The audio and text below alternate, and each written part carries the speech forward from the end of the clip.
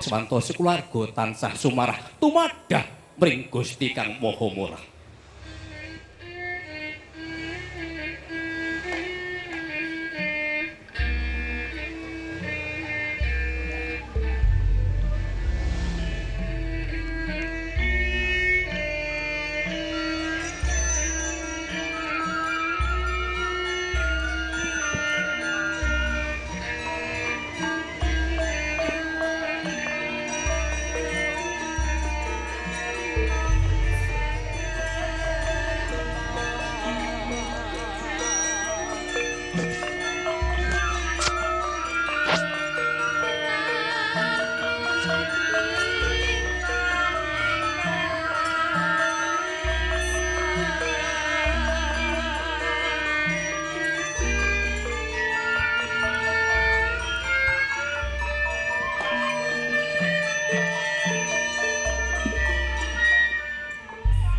Assalamualaikum warahmatullahi wabarakatuh. Bismillahirrahmanirrahim. Alhamdulillahilladzi hadana li hadza. Wa ma kunna linahtadiya laula an hadanallah. Laqad ja'at rusul rabbina bil haqq.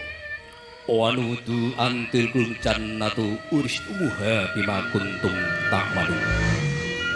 Asyhadu an la ilaha illallah wa asyhadu anna Muhammadan abduhu wa rasuluh sallallahu alaihi wasallam wa ala alihi washabihi amma ba'da.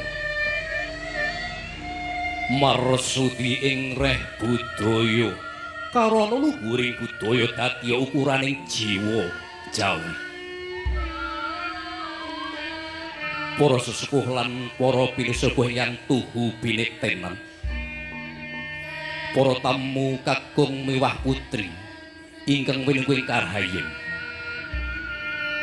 para kadang sutresna budaya saha pametri budaya diluhu ingkang bagya mulya, sumrambahipun warga Gung Dusun Genang Jati Gung Jatipura Karanganyar ingkang winantu pakurmatan.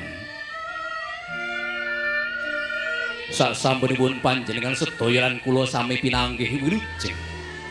Sumangga nuwun sami sesarengan mujukaken raos puji syukur wonten ngarsa dalem Allah.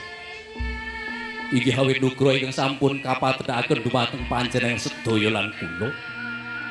Satemah wonten ing ari piniji, panjenengan sedaya lan kula saged pinanggih kanthi wilujeng tan manggih perubida.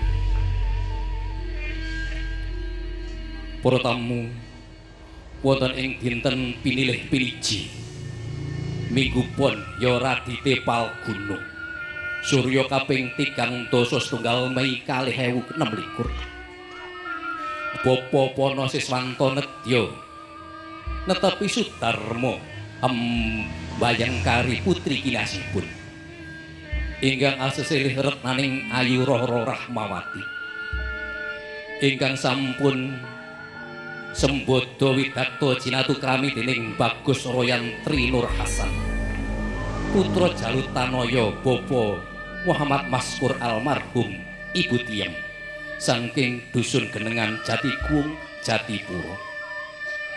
Penganten saringgut wis antuk serat pipuhing palakrami ijab kabul pengantin.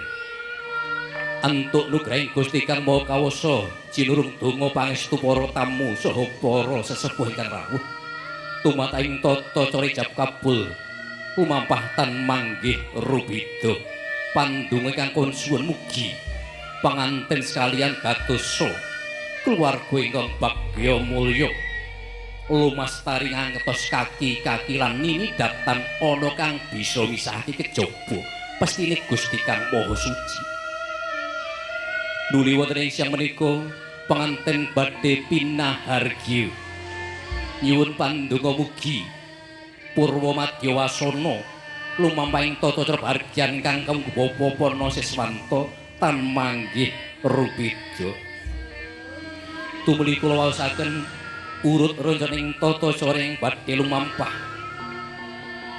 sepisan pamboyonge pengan putri saking sasana Pantibusana tumuju sasana bargyan ingkang badhe katindakaken Ibu Puji Agus Lestari lan Ibu Lilis Nurhayati.